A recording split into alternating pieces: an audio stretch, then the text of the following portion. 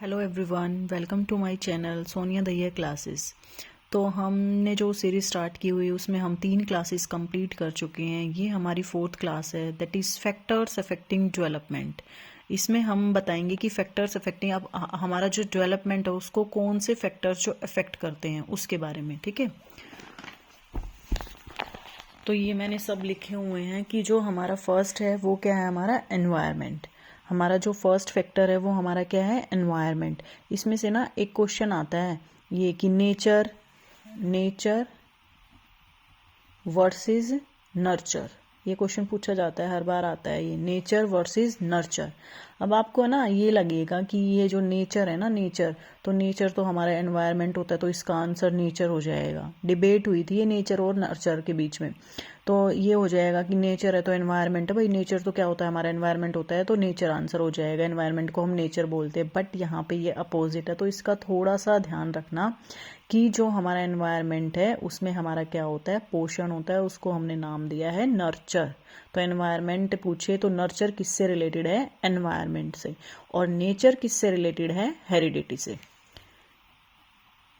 ये क्वेश्चन पूछा जाता है, नेचर किससे रिलेटेड है, हेरिडिटी से, और नर्चर किससे रिलेटेड है, एनवायरनमेंट से। ये आता है क्वेश्चन, इसको ध्यान रखना। ठीक है, क्योंकि जो भी हमारा है ना, तो यहाँ पे जो एनवायरनमेंट है, बच्चे का पोषण किस में होता है, हमारे एनवायरनमेंट में। वह आपके जो विकास को प्रभावित करता है हमारा एनवायरनमेंट, तो फर्स्ट फैक्टर हमारा है एनवायरनमेंट। अब वही है, बच्चा एक बार जन्म ले लेता है, उसके बाद तो मतलब जो हेरिडिटी से भी उसके पास जो भी हेरिडिटी से भी आता है एनवायरनमेंट।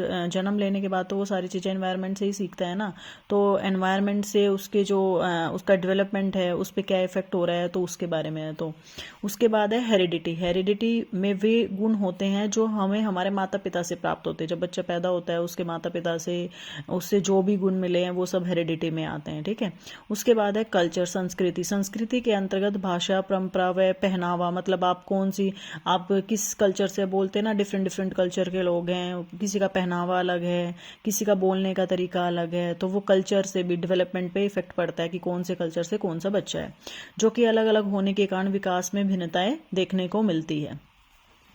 उसके बाद है इंटरेस्ट, रुचियाँ अलग अलग होने के कारण बच्चे के विकास में भिन्नताएं देखने को मिलती है। अगर अब पूरी क्लास है हमारी, मतलब स्ट्रेंथ 60 है, तो आप देखोगे कि 60 के 60 स्टूडेंट्स ना, इंडिविजुअल डिफरेंस होगा।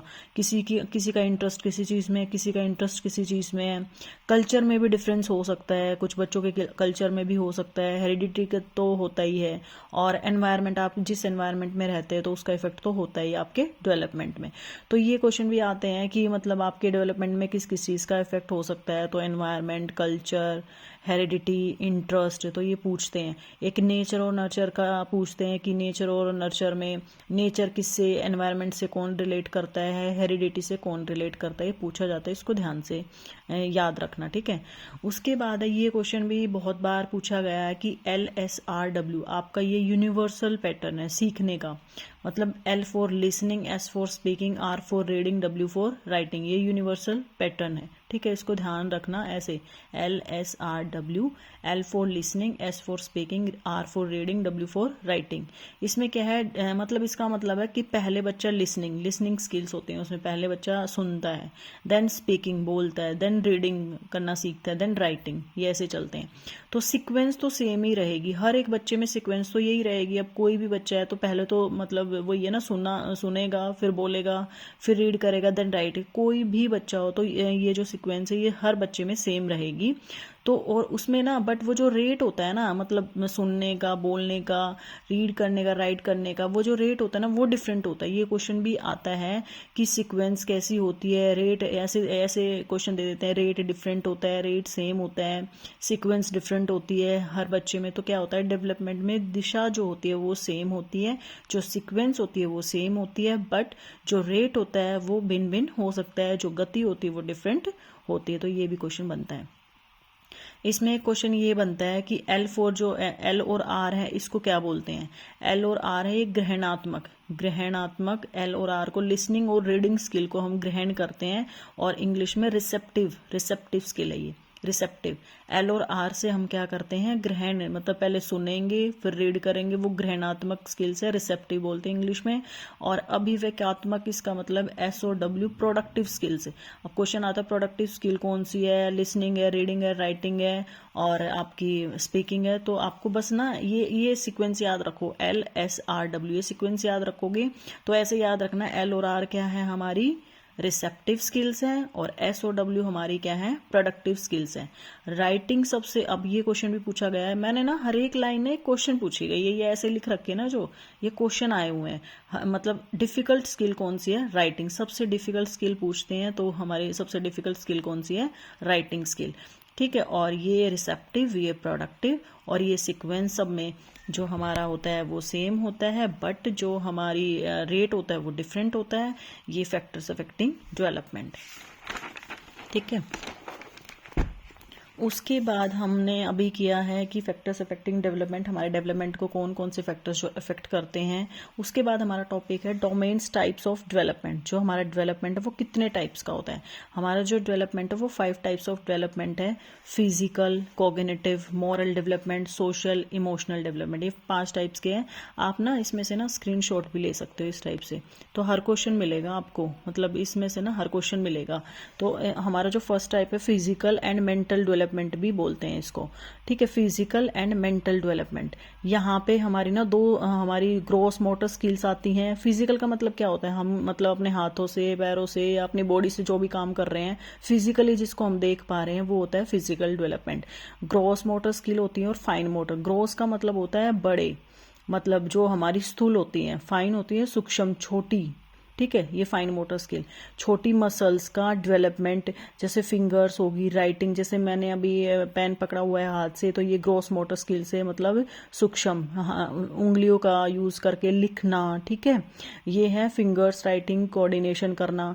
और जो ग्रोस है, बड़े आर्म्स, लेग्स, बड़ी मसल्स का डेवलपमेंट होना, वो है ग्रोस। ये भी क्वेश्चन पूछा जाता है ग्रोस में क्या आता है और फाइन में क्या आता है। तो फाइन में छोटी जो भी मसल्स होती हैं उनका यूज होता है, उनका डेवलपमेंट होता है। फिंगर्स, राइटिंग, कोऑर्डिनेशन, ये पूछते हैं राइटिंग में कौन सी हम जो मोटर स्किल का यूज करते हैं, फाइन का। और जो हम जैसे रस्सी कूदना है, डांस करना है, पूरी बॉडी का जिसमें यूज करते हैं ना, आर्म्स का, लेग्स का, कंप्लीट बॉडी का, उसको बोलते हैं ग्रॉस मोटर स्किल। और फाइन मोटर स्किल किसको बोलते हैं, जिसमें हम कुछ पार्ट्स का यूज करते हैं, ठीक है। ये होल है, ये पार्ट्स है। उसके बाद sensory motor skills. Sensory motor skills क्या होती है, विजन, देखना, स्मेल करना, सेंसेस रिलेटेड, मसल्स डेवलपमेंट, यह दोनों गर्भावस्था के दौरान ही शुरू हो जाते हैं, ठीक है। तो हमारा जो फर्स्ट टाइप है डेवलपमेंट का वो क्या है, फिजिकल एंड मेंटल डेवलपमेंट। इसमें 2 हैं, ग्रोस एंड फाइन। ये मैंने अलग अलग बताया, यहाँ से क्वेश्चन पूछा गया, हर एक लाइन क्वेश्चन है, ध्यान रखना। और आप देख भी सकते हो, जब पेपर होगा तो इनमें से हर एक क्वेश्चन मिलेगा। उसके बाद है हमारा सेकंड टाइप कॉग्निटिव। कॉग्निटिव ना, जहाँ पे भी कॉग्निटिव वर्ड आपको दिख जाए ना, वो थिंकिंग से रिलेटेड होता है, मतलब माइंड से रिलेटेड होता है, दिमाग से रिलेटेड कहीं भी आपको दिख जाए साइकोलॉजी में, तो कॉग्निटिव का मीनिंग है दिमाग से रिलेटेड, संज्ञानात्मक विकास। ये भी पूछा जाता है कि कॉग्निशन क्या होता है, कॉग्निटिव क्या होता है, तो ये थिंकिंग से रिलेटेड है। थिंकिंग कंसेप्ट आते हैं कॉग्निटिव में। परसेप्शन, नजरिया बन जाता है, मतलब हम किसी भी चीज को देख के उसके बारे में कैसा नजरिया है हमारा, कैसा परसेप्शन, क्या सोच रहे हैं हम उसके बारे में, थिंकिंग। रीजनिंग, कैलकुलेशन, फिर हम क्या रीजनिंग प्रोवाइड कर रहे हैं, ठीक है, तो तर्कना क्या कर रहे हैं, तार्किक शक्ति हमारी क्या है, तो वो सब किस में आता है, कॉग्निटिव में। थर्ड है हमारा मोरल डेवलपमेंट। मोरल डेवलपमेंट में क्या है, मतलब हमें इन चीज़ों के बारे में पता चल जाए, क्या चीज़ सही है, क्या गलत है, सही और गलत का विकास होता है, व्यक्तित्व का विकास होता है, मोरल बिहेवियर, कि आप किस तरीके से एनवायरनमेंट में बिहेव कर रहे हो, वो आपका मोरल डेवलपमेंट में आता है। कैरेक्टर्स कैसा है, एटीट्यूड कैसा आपका, राइट एटीट्यूड है, ठीक है, कैरेक्टर्स आता है। तो ये पूछते हैं कि कैरेक्टर, राइट एटीट्यूड, ये किस में आता है, मोरल डेवलपमेंट में। Thinking, concept, perception, reasoning, calculation cognitive में आता है। फिजिकल और मेंटल डेवलपमेंट में मैंने ये बताया आपको, ठीक है। उसके बाद है हमारा जो ये तो सबको पता है कि गोलबर्ग गेव, ये ना मतलब डायरेक्ट क्वेश्चन आ जाते हैं पीआरटी में कि मोरल डेवलपमेंट की जो थ्योरी वो किसने दी है, गोलबर्ग ने दी है। Social, fourth one is social, interaction with others, interaction with society. अब आपको पता है सोशल डेवलपमेंट में क्या होता है कि मतलब हम अपनी सोसाइटी के साथ कैसे हमारा एडजस्टमेंट है, हम कैसे उनके साथ रह पा रहे हैं। मतलब जैसे कुछ बच्चे खेल रहे हैं तो उनका सोशल जो भी है डेवलपमेंट कैसा है, मतलब वो बच्चों के साथ अपने पीयर ग्रुप के साथ अच्छे से रह भी रहे हैं, खेल रहे हैं, नहीं, वो सब क्या है, सोशल डेवलपमेंट में आता है। हमारा इमोशनल डेवलपमेंट क्या होता है? पर्सनल आइडेंटिटी, सेल्फ एस्टीम, आत्मविश्वास, आत्मसम्मान बनता है। Social and emotional more interlinked है। अगर अच्छे से जो हमारा सोशल और इमोशनल डेवलपमेंट है वो क्या मोर इंटरलिंक्ड है। सोशल डेवलपमेंट होगा तो इमोशनल डेवलपमेंट भी अच्छा मिलेगा, क्योंकि वही है जो बच्चा वही बाहर सोसाइटी में अच्छे से रहेगा तो उसका इमोशनल डेवलपमेंट जो है ना वो और भी बेटर होगा। ठीक है, तो ये दोनों इंटरलिंक्ड है, ये भी पूछ सकते हैं। Social and emotional development are interlinked. तो ये 5 टाइप्स के मैंने क्या बताए हैं आपको, डोमेन्स या टाइप्स ऑफ डेवलपमेंट, और यहाँ से बहुत सारे क्वेश्चन आते हैं। ठीक है, अब जो हमारा इमोशनल डेवलपमेंट था, जन्म के समय जो बच्चा रोता है उसमें उत्तेजना जो होती है, इमोशन बच्चे में जन्म के बाद धीरे धीरे विकसित होते हैं। क्रियात्मक विकास ये तो अभी बता दिए, फाइन और ग्रॉस जो हैं ये मैं बता चुकी हूँ। ठीक है, तो यहाँ तक था ये लास्ट। तो thank you everyone, please like my content and subscribe my channel. Thank you.